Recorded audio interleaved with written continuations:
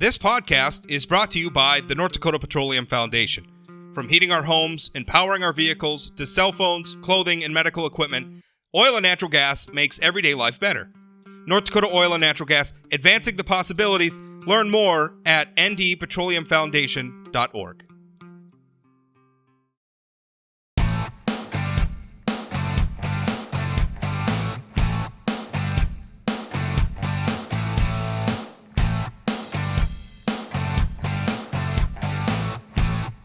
Welcome to Plain Talk Live. I'm your host, Rob Port, and today we're going to talk about something that I think is a little outside of the wheelhouse for both Jay and I, which is specifically aliens.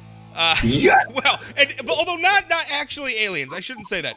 We're actually going to be talking about UFOs, unidentified flying objects, which aliens could be one explanation for those, but there's also far scarier explanations, which is that some military entity or some government entity in the world has technology that is so advanced, our militaries and intelligence agencies are not only unaware of it, but they don't have any explanation for it. Our best scientific minds can't explain it. That's disconcerting. The idea that the United States of America could be superseded to a degree where we're talking about alien technology, right? What's the famous quote from Arthur C. Clarke that any sufficiently advanced technology is going to appear alien to those who are not familiar with it. So there's a lot going on this. And all of a sudden, talking about UFOs and talking about aliens, talking about this stuff is fashionable and acceptable. Where at one time, it was the sort of thing that would get you discredited. It was the sort of thing that would get you people saying, talking about how crazy you are and nobody should pay attention to you and you're a conspiracy theorist. Now, mainstream people, the President of the United States, sitting members of Congress, politicians who are obviously, say what you want about their honesty and their integrity, are obviously very interested in not being seen as crackpots. They're all talking about it. And Jay, what do you think's changed? I mean, why all of a sudden is this stuff okay to talk about now? Well, I think there's a couple things. First, I want to go back to something you said. We don't know what this is. Is this alien life form? Are these other countries that have the capabilities that are just unbelievable that we don't know anything about? Rob, I can't go down that road because we have the intelligence, we have the CIA, we have the Pentagon. I just can't believe that there would be a country out there that would have this kind of technology that our government would not know about it. And when it comes to the talk of UFOs, I mean, you and I both are reading the same articles, and we know that this goes back to 2007, and it was Senate Majority Leader Harry Reid calling some colleagues and saying, look, we need to start talking about this because we have very credible people in our military, pilots, captains, that are seeing stuff almost now on a daily basis. But I think it even goes back farther than that. Senate Minority Leader from Nevada, we should point out. Area 51, Groom Lake. I mean, that's not coincidence. There was, and I don't have the gentleman's name in front of me. It was an article I read a couple months ago, but there was a guy, he was a freelance journalist, I guess you'd call him that. And he put in years ago, a Freedom of Information Act request on everything the Pentagon had on unidentified flying objects. And it took years, and it was this year that finally the Pentagon was going to go ahead and release all that information to them. So I find it kind of ironic that information is being released, and all of a sudden you have a government that just kind of poo-pooed this away for decades and said, no, this isn't, no. But now all of a sudden, it's like you said, it's fashionable to talk about. I mean, you have former President Obama, who's on a late night talk show, was it last week before, he was on the Late Show with James Corden, saying, look, what did he say? There's footage and records of objects in the skies that we don't know exactly what they are. I mean, it's like all of a sudden everybody's opening up about this. Here's what so we were talking about former Senator Harry Reid. He went and he got some funding. It was secret funding. It was like $22 million in secret funding years ago to start what is essentially a Defense Department program to specifically study this stuff. And the guy who used to run it is a gentleman by the name of Luis Elizondo, and now he's speaking out about a lot of what he did at the time. And he's quoted in this Washington Post article. And this is the thing that kind of shook me. This is what he said. He says, I'm not telling you that it doesn't sound wacky. What I'm telling you is it's real. The question is, what is it? What are its intentions? What are its capabilities? And then he continued, we're seeing things on a daily basis. Yeah. A daily basis. The longer we keep a lid on it, the more problematic it becomes. It actually works against our interests to keep a cork on this. And I think that's right. I mean, at one time, I always thought when people would talk about UFOs, my feeling was, well, this is more than likely it's military craft that the military doesn't want to talk about. And I think a lot of like an air. It's like it could always be explained away. Right. So it was always they were testing the stealth bomber before we knew about it, or they were testing some other aircraft that they didn't want our enemies necessarily to know about. But now you have the military saying, we don't know what this is. We don't know how we can do it. And Jay, I think another reason why this is starting to come out is the proliferation of smartphones, right? Yeah. Because back in the 50s, 60s, 70s, 80s, when every time you saw UFO footage, it was flipping terrible. It was terrible footage, right? It was grainy. It was out of focus. The camera's not sitting still. It's moving all over the place. Makes you want to murder the cameraman. It's you look at it and you're like, I don't know what I just looked at, right? I mean, I guess it could be, but and so you kind of dismissed it. But now everybody has like a high resolution camera with steadying software. I mean, the footage that people can get now with the camera that they have in their pocket with them all of the time is amazing footage. Like it's like production level footage from another age. Yeah. It's amazing. And it's just, I think it's just reached a point you can't deny it anymore. Well, when you have, what was it, last year you had former CIA director John Brennan. He's on a podcast and says, it was a bit presumptuous and arrogant for us to believe that there's no other form of life anywhere in this entire universe. And then last month, former CIA director James Woolsey, he's doing an interview with this Black Vault. It's a website that has to do with paranormal stuff. And he was as skeptical as I was a few years ago, to put it mildly, but something is going on that is surprising to a series of intelligent aircraft and experienced pilots. And he's referring to, they're referring to Air Force, Navy pilot videos that have surfaced in recent years showing all these objects on radar. And now they're releasing, the calls that these pilots and these captains are making, saying, look, I don't know what this is, but this isn't right. This is, I've never seen anything maneuver like this or at this speed. And you're right. Everybody's got cameras now or they've got the capability of taking video that is just top notch. And you can't sit back anymore and say, no. Those were lights from this, or this was this. It's faked. It's swamp gas. It's swamp gas, or some crazy explanation. Yeah. So weather balloon. So yeah, which by the way is an interesting part of this. I want to go back to all of those things that the military dismissed in the past, and on what basis were they really dismissing it? That would be interesting to know. But one of the things that floored me too is that when Senator Reid was getting the funding to first start looking in on this more than a decade ago, one of the people he looped in on it was former Alaska Senator Ted Stevens. And one of the reasons why Ted Stevens, a sitting U.S. Senator, one of the reasons he went along with it and was eager to fund it is he was a former World War II pilot. And he apparently had experiences where he saw things while he was flying that were weird. And listen, I kind of made a jokey headline about this when I posted it. Like it's that internet meme, right? I'm not saying it's aliens, but it's aliens, right?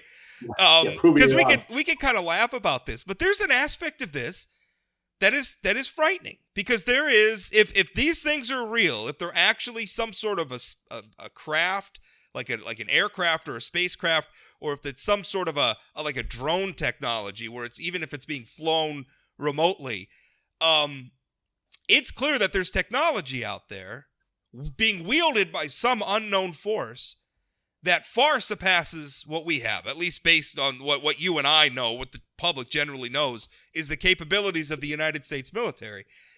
That's terrifying to me, Jay. I think the government, though, we're sounding all, conspiracy stuff, but I mean, it's now to the point where this is something that really needs to be talked about again. When you have top officials coming out, and not just elected officials, but we're talking Pentagon, we're talking well-respected pilots that are saying, look, there's something going on. It's been going on for years. I mean, we can go back to 66, future president then of Gerald Ford. He was a congressman in Michigan. Back in 66, he demanded a congressional investigation after his constituents were reporting seeing UFOs. And then a few years later, this is on that same article, future President Jimmy Carter reported seeing a UFO just before giving a speech at a Lions Club supper.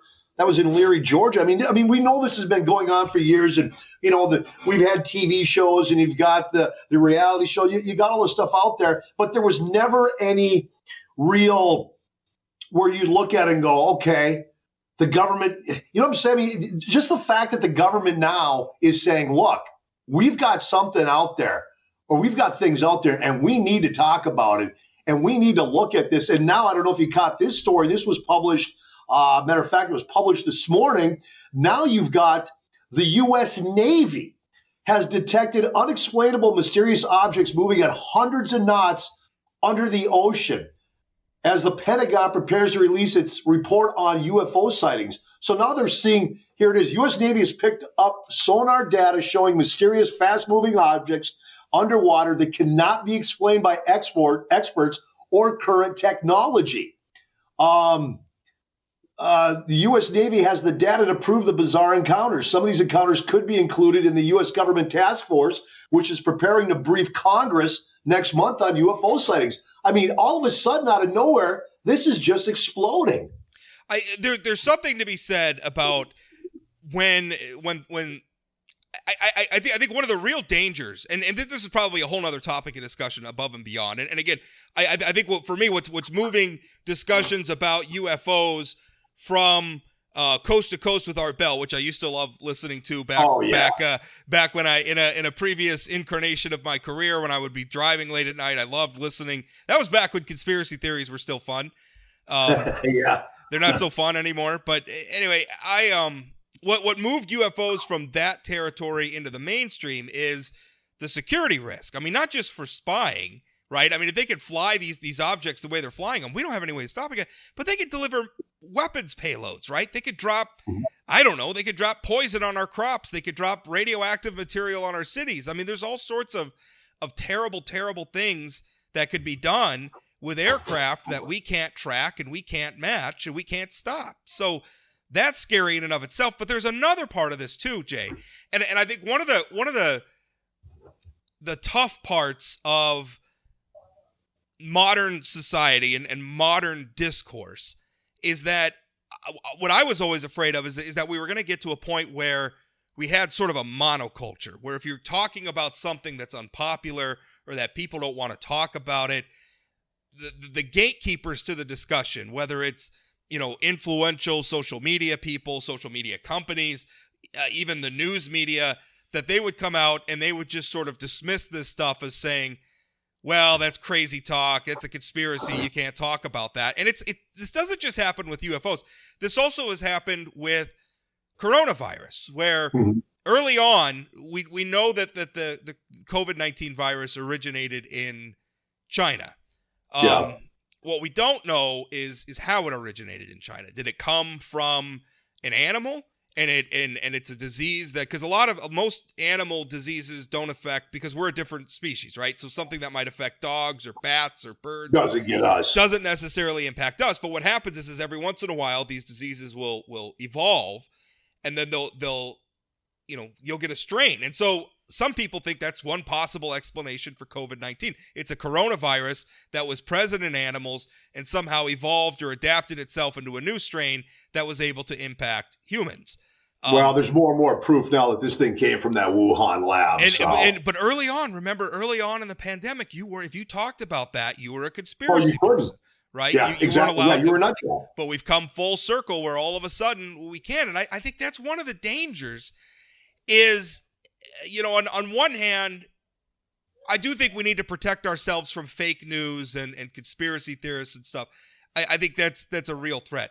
But there's also a threat to becoming so close-minded that we miss some very real things, like maybe this UFO thing. I think it's fair to say we missed the boat on this UFO thing. We should have been more credulous, not incredulous, when a lot of this stuff came out.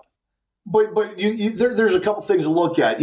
I think that the government for decades, and I mean decades, going all the way back to Area 51, I really think that there is something going on. The government knew about it. They know about it.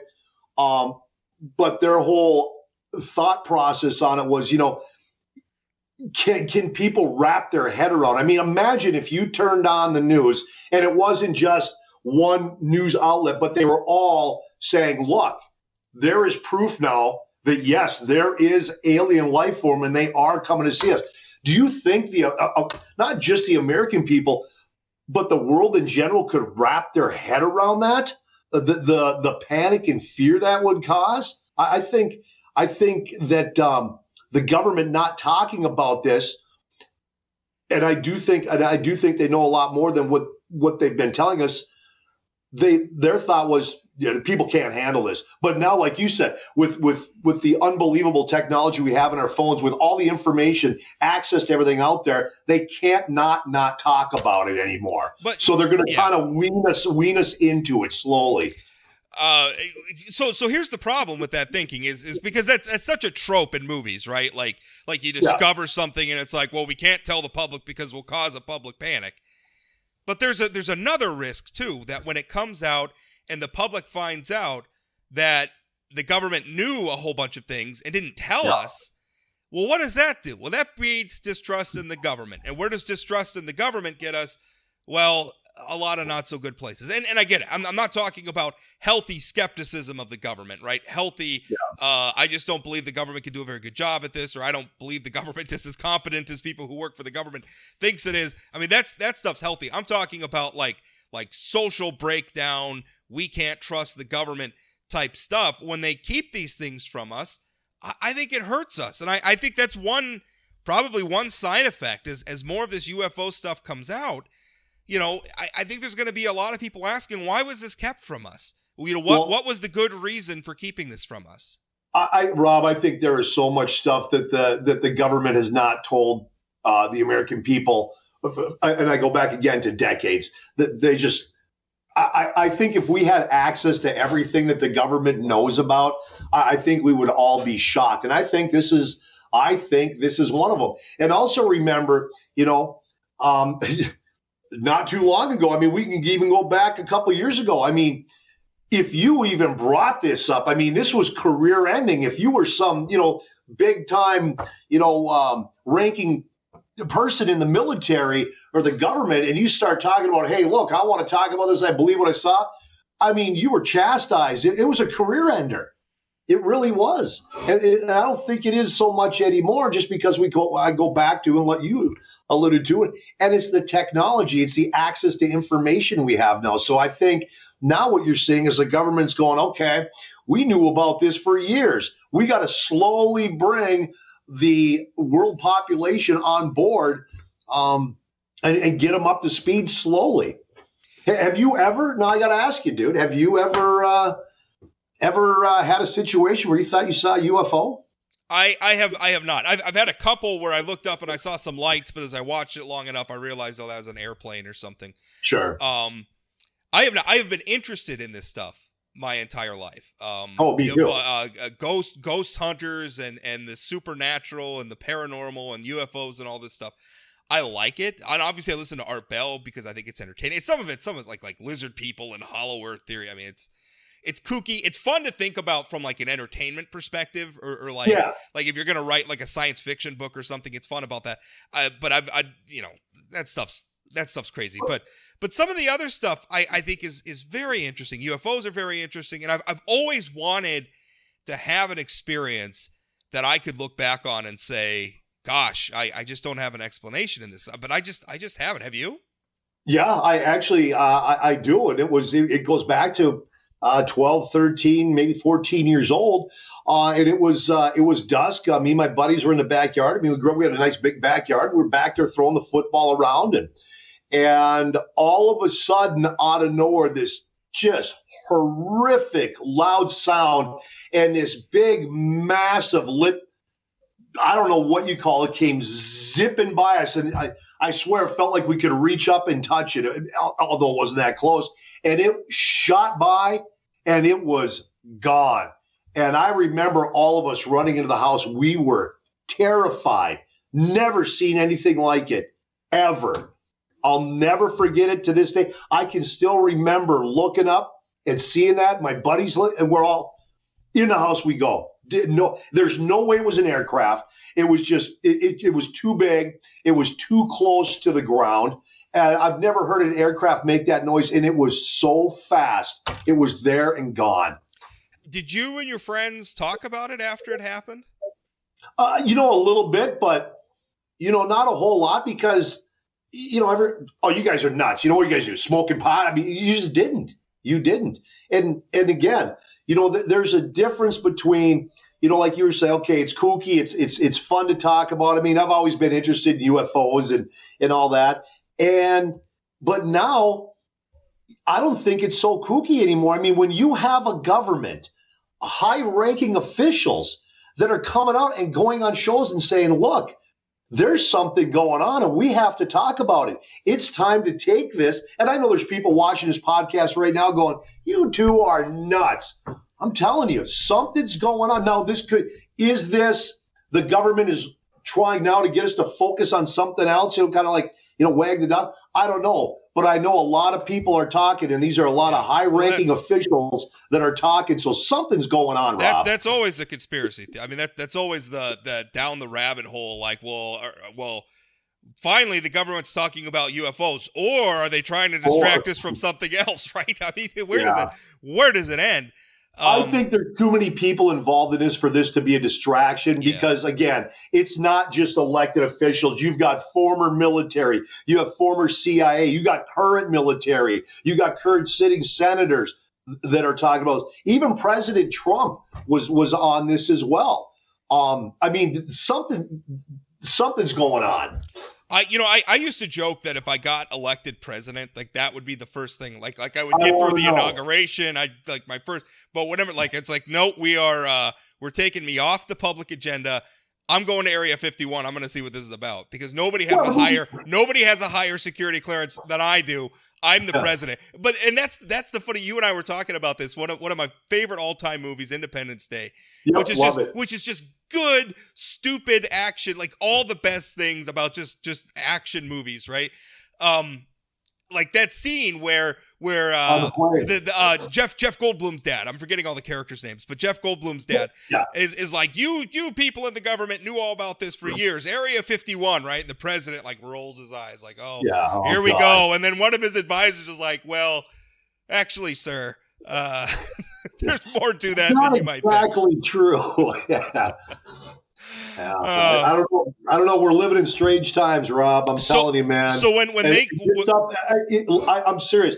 I am just not a guy that can sit home and watch the national news. I can't. I want to throat punch somebody after about a minute of watching it. Well, but I'm telling you, if this stuff starts popping up more and more, I'll be glued to the TV. I'll be glued to it.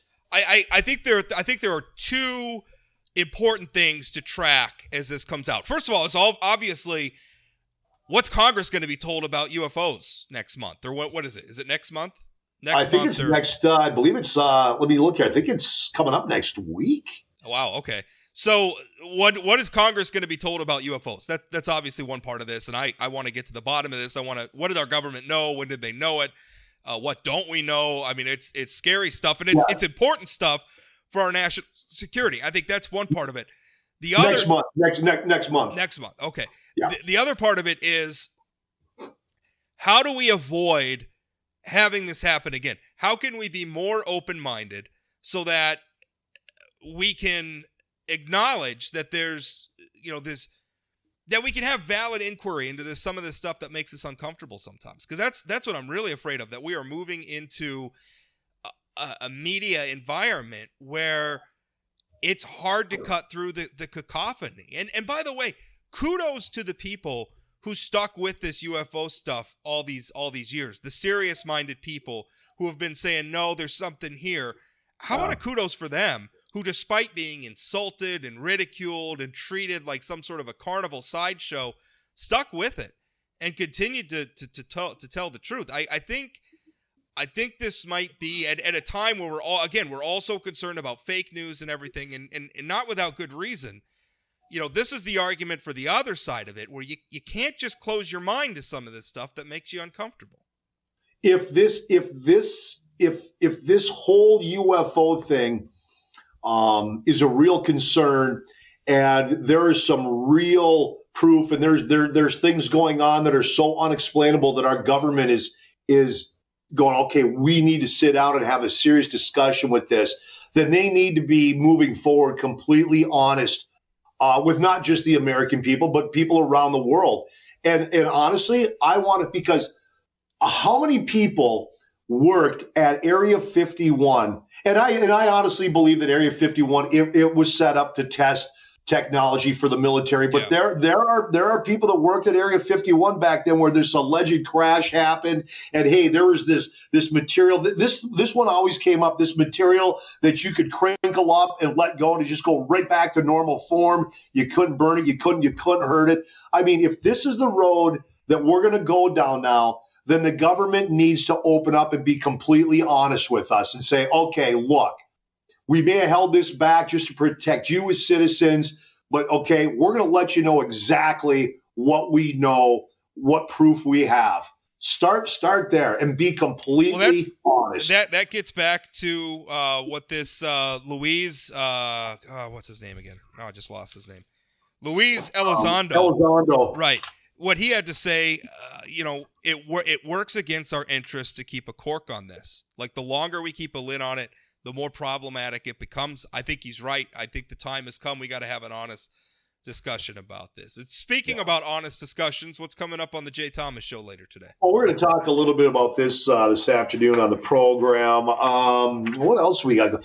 Actually, Rob, I mean, other than all the garbage going on in Washington, it's been a pretty slow news weekend. Other than we have another murder in Fargo. Imagine that. I mean. Yeah.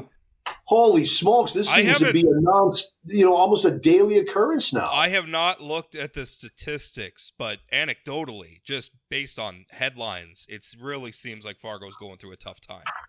Yeah, it is. Hold on, let's see, what are we working on here? I don't think it's going to be a real serious, we're going to talk about, North Dakota. We're just like, we're seeing the inflation start here in North Dakota. I'll tell you, I ran to the grocery store this weekend. Usually Alex does all the shopping. But I had to run and get some stuff because she wanted me to make my world famous subs. They rock. So I ran to the grocery store yesterday. Holy smokes. Yeah. I could not believe the price on food. Prices are going up. And it's not just, we've been talking about wood, gasoline. I can't believe how much food has gone up. What else are we going to hit today? I'm looking through my stuff here and I got to get on the air. Boy, I better get cooking here, buddy. I don't really have a whole lot of stuff. I've been thinking the weather's been so nice. We're all coming out of the pandemic. It kind of feels like people are just going out and having fun and not thinking about it. Let me tell you something. I've been doing on my show for the last few days. Well, maybe a few days. I call it Menards Watch 2021, day 6, day 7, because nobody knows what's going on there with masks. And finally, Menards. They sent out a thing. Look, you know what? We're not enforcing masks. If you have your shots, don't wear a mask. Yeah. If you do wear a mask. My point is, I went into Menards Saturday, or was it Sunday? It was Saturday. Wow. Now, it surprises me. During the whole pandemic, Menards was just very adamant about masks. If you step foot in there within 10 seconds, they were on you. And that place was always busy through all that. Even when you have other choices here, you got Lowe's, you got your Aces, you got your Home Depot. I was in there Saturday. That place, Rob, was packed. And I mean packed. And I would say probably maybe 20% of the people in there had a mask on, if even that. Well, there's a lot of pent up. I mean, listen, most of us spent the last year doing next to nothing. You just couldn't, whether even if you wanted to do something, things stood in your way. It was hard. It was hard to do stuff. So, I think people are getting out of there. And listen, the time has come to start moving past masks and stuff. We have UFOs to worry about. The number of people who have had COVID, gives us a degree of herd immunity. The vaccine works, and that's been my big, people who are still clinging to the mask thing. And obviously I very much believed in masks when we were at the height of the pandemic, but also if you believe the vaccination works, and I do, then it's got to mean something. And that's got to mean you can move past, once you get the vaccination, you can start moving past some of these pandemic era things like masks. So I believe in that fully. Well, Jay, thanks for coming on as always. I'll be on your show at 2:00 this afternoon. So that's always a lot of fun. And I have, oh, by the way, coming up next week, guess who, every Wednesday I try to have somebody on this live stream who is opposite from me politically for a discussion. And next week on Wednesday, former Congressman Earl Pomeroy is going to be on. Wow. Yeah, so that's going to be a lot of fun. Earl Pomeroy, whose his last campaign in 2010, I actually covered extensively and was kind of a thorn in his side during it. So it's going to be a lot of fun to talk with Earl. He's a gentleman. He's a nice guy. I like him a lot, and it's going to be a fun discussion. You want to impress me? Get Heidi Heidkamp on. I had her on my radio show. You remember during that campaign, she finally had to come on. Yeah, because I busted her. She was outing sexual assault survivors in her. Yeah, that's right. Ads. That's right. All right, brother. I will talk to you 2:00 this afternoon, and you go do whatever it is now you do between now and 2. Yeah, I would type on the keyboard. That's what I do. He's gonna go. Rob's gonna go spend the next couple hours watching past episodes of Ancient Aliens on the History Channel. I love that show. I'm gonna probably go down a YouTube hole of watching all this footage of people taking UFOs at air shows and beaches and everything else. So anyway, Jay, thanks. We'll talk with you too. All right, brother.